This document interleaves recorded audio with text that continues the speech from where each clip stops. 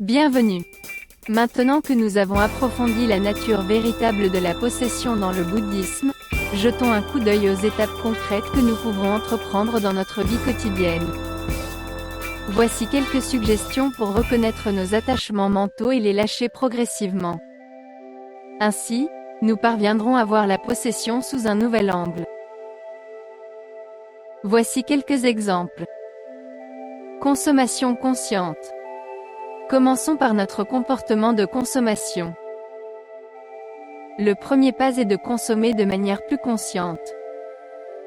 Posons-nous la question avant chaque achat de savoir si ce produit est vraiment nécessaire ou si nous nous abandonnons simplement à un désir passager.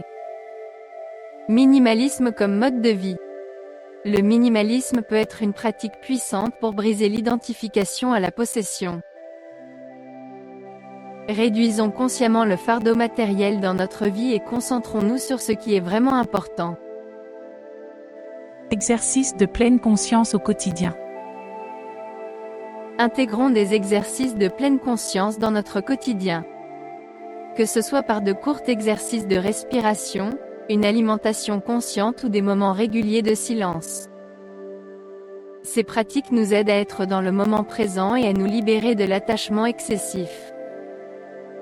Réflexion sur les besoins et les désirs. Réfléchissons régulièrement à nos besoins et à nos désirs.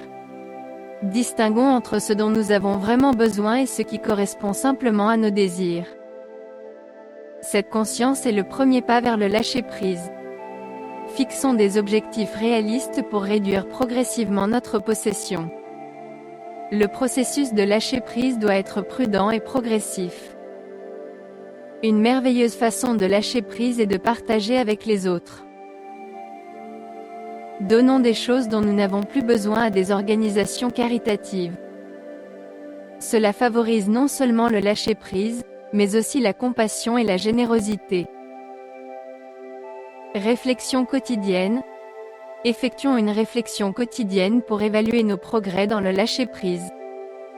Cela nous aide à être plus conscients de notre attitude envers la possession. Appliquons cette conscience à nos relations interpersonnelles. Connectons-nous plus profondément avec les gens et créons des souvenirs précieux au lieu de nous concentrer sur des cadeaux matériels. Les activités artistiques, la musique ou les pratiques spirituelles peuvent nous aider dans cette démarche. Perspective future.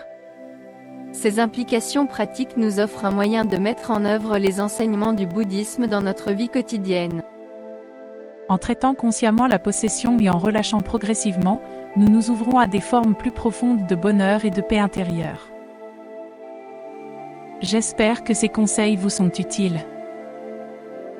N'hésitez pas à partager vos expériences ou suggestions supplémentaires dans les commentaires. Restez attentifs et sur le chemin du lâcher-prise. À la prochaine fois.